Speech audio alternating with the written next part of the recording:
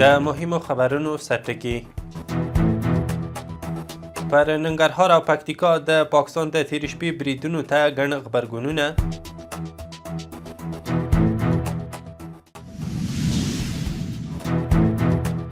د اسلامي امارت له لوري د پاکستان د سفیر احضار کېدل.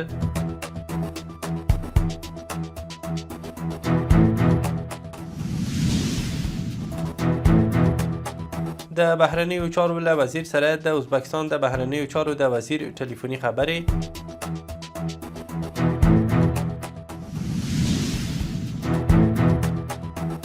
او د ځینو هیوادونو له لوري ایران کې خپل اتباعو ته خبرداری. د واک ټلویزیون درنو لیدونکو سلام، وخت مو خیر. نن یکشنبه د کب 3 اوس هم بشپړ خبرونه.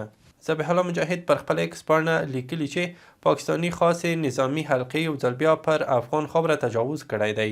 نوموړي ویلي چې د شپې ناوخته په ننګرهار او پکتیکا ولایتونو کې زموږ ملکي هیوادوال بمبار شوي چې د ښځو ماشومانو په ګډون لسګونه کسان شهیدان او ټپیان شوي دي. د ننګرهار ولایت ځایي سرچینو ویلي چې د بهسود ولسوالۍ اړوند ګردې کڅ سیمه کې د پاکستاني الوتکو لخوا د شهاب الدین په نامه د یوه عام وګړي پر کور بمبار شوی دی.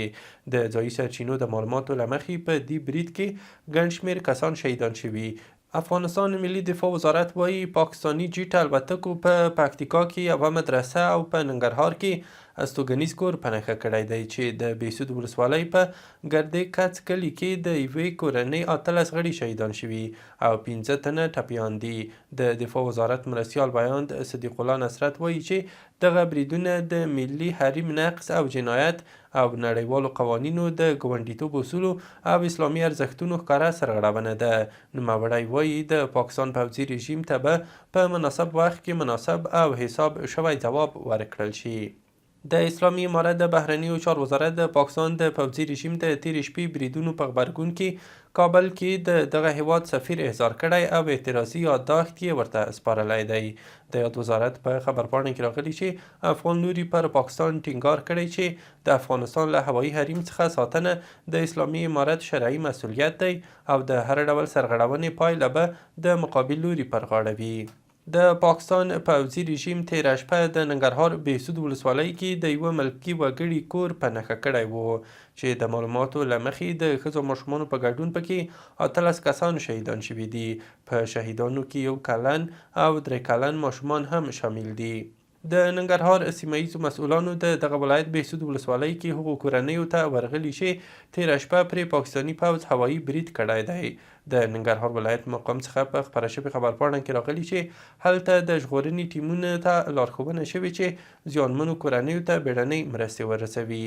د بهسود ولسوالۍ په ګردې کڅ کې تېره شپه د پاکستاني پوځ هوایي برید له امله 23 ملکي کسانو ته مرګ ژوبله اوښتې چې تر اوسه د 18 شهیدانو له جملې د 13 هغو جسدونه موندل شوي دي. بلخوا امنیتي سرچینو رسنیو ته ویلي چې د پکتیکا په برمل او ارګون ولسوالیو کې د پاکستاني پوځ په بریدونو کې هیڅ چاته مرګ ژوبله نه ده اوښتې. پاکستاني پوځ په برمل کې یوه دیني مدرسه او په ارګون کې هم یو خالي کور په نښه کړی دی.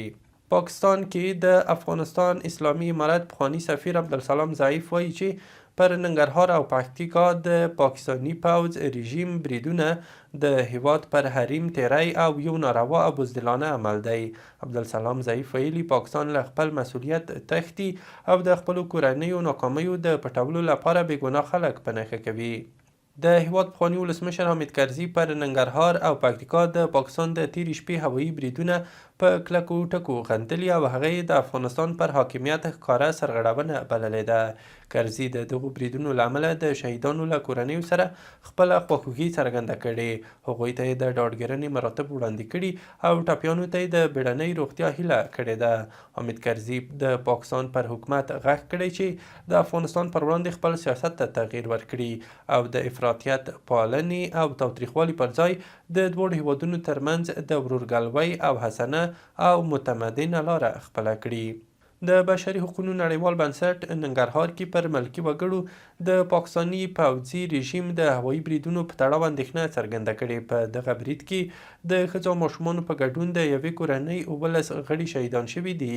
یاد بنسټ دا پیښه د نړیوال بشري قانون څخه ښکاره سرغړونه بللې او د سمدستي خپلواکې او شفافې نړیوالې څېړنې غوښتنه یې کړې ده. د بشري حقوقو نړیوال بنسټ ویلي چې هغه کسان باید ځواب ورکړي چې د یاد برید امر یې ورکړی دی. د پاکستان پوځ ومنله چې د افغانستان پر خاوره یې بریدونه کړي او ادعا یې کړې چې د ټي ټي پي او داعش خراسان ډلې اوبه پټنځایونه یې په نښه کړي دي. تر دې وړاندې سرچینو رسنیو ته ویلي وو چې پاکستاني پوځ د پکتیکا په برمل ولسوالۍ کې یوه دیني مدرسه او د ننګرهار په بهسود ولسوالۍ کې د یوه ملکي وګړي کور په نښه کړی دی. دا په داسې حال کې ده چې د افغانستان اسلامي امارت بیا ویلي چې ټي ټي پي د افغانستان په خاوره کې نشته او داعش هم په افغانستان کې ځپل شوی دی. د بهرنیو چارو وزارت په خپره کړې خبرپاڼه کې ویلي چې د دغه وزارت وزیر امیر خان متقي تېره ورځ د ازبکستان د بهرنیو چارو له وزیر بختیار سایدوف سره پر وروستیو سیمه ییزو پرمختګونو ټلیفوني خبرې کړې دي. د خبرپاڼې له مخې دواړو لوریو وروستۍ 2 اړخیزې اړیکې ارزولې او پر سیمه ییزو همکاریو بحث کړی دی. په خبرپاڼه کې راغلي متقي ویلي چې افغانستان او ازبکستان د دوو ګاونډیو په توګه په 2 اړخیزو اړیکو او سیمه ییزو موضوعاتو کې ګڼ مشترکات او فرصتونه لري او پر ګډه دې پرې کار وشي. د ازبکستان د بهرنیو چارو وزیر د دواړو لوریو ترمنځ د اړیکو پر پرمختګ خوښي څرګنده کړې او ویلي دي چې دا اړیکې په غوره وضعیت کې دي. د ملګرو ملتونو د کډوالو عالی کمشنرۍ مشر عرفات جمال د اسلامي امارت د کډوالو او راستنېدونکو چارو له وزیر مولوي عبدالکبیر سره کتلي دي. هغه ویلي تیر زیږدیز کال کې 2.2 میلیونه راستانه شوي افغانانو ته خدمات او مرستې وړاندې کړي دي. ورته مهال د یاد وزارت وزیر د راستنېدونکو چارو ته د رسیدنې په موخه د امارتي او نړیوال بنسټونو ترمنځ همغږي مهمه بللې او په اړونده چارو کې د همکارۍ ډاډ ورکړی دی. د بادغیس سیمه ییز چارواکي وایي چې د هرات بادغیس پر لویه لار د سبزک بند ته نږدې د یوه 303 ډوله مسافر وړونکي بس د چپه کېدو له امله 8 کسان مړه شوي او 2 تنه نور ټپیان دي. د بادغیس د امني قمندانۍ ویان صدیق الله صدیقي وایي چې دا ارقام لومړني دي او احتمال لري د تلفاتو شمیر زیات شي. د هغه په وینا د پیښې ټپیان روغتونونو ته لیږدول شوي خو دقیق شمیر یې لا نه دی روښانه شوی. دغه مسافر وړونکی بس له هرات څخه بادغیس ته د 44 مسافرو سره روان و چې د سبزک بند ته نږدې له سړک څخه وتی او چپه شوی دی. ځینې عیني شاهدان وایي چې یوازې 15 مسافر روغ پاتې شوي او پاتې نور مړه یا هم ټپیان شوي دي. د اقتصاد وزارت مسؤلین وایي چې د افغانستان او منځنۍ اسیا هیوادونو ترمنځ د اقتصادي اړیکو د پراختیا لړۍ د پراختیا په حال کې ده. دوی زیاتوي د منځنۍ اسیا له هیوادونو سره د افغانستان اړیکې د کرنې، مالدارۍ، ترانزیت، اوسپنې پټلۍ د جوړونې، د انرژۍ لیږد، صنعت او نورو برخو کې اقتصادي اړیکې د پراختیا په حال کې دي.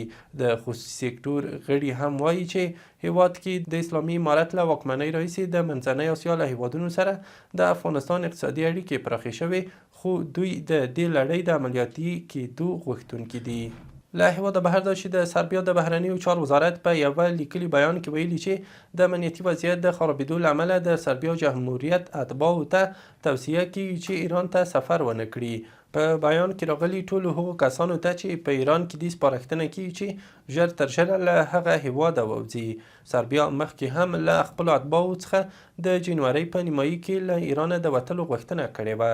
په جلا توګه د سویډن د بهرنیو چارو وزیرې ماریا مالمو سټرنګارد پر خپل ایکس پاڼه لیکلي چې موږ په ایران کې د سویډني اتباعو څخه په کلکه غوښتنه کوو چې له هغه هیواده راووځي. وروستی خبر هم دا چې د خیبر پختونخوا په بنو کې په یوه برید کې 2 پاکستاني پوځیان وژل شوي دي. د واشنګټن پوسټ د راپور له مخې پیښه هغه مهال رامنځته شوې چې بریدګر له چاودېدونکو توکو ډک موټر د پاکستاني پوځ له کاروان سره ټکر کړی دی. له عملتیا مو مننه. وروستیا مهم خبرونه مو همدومره وو.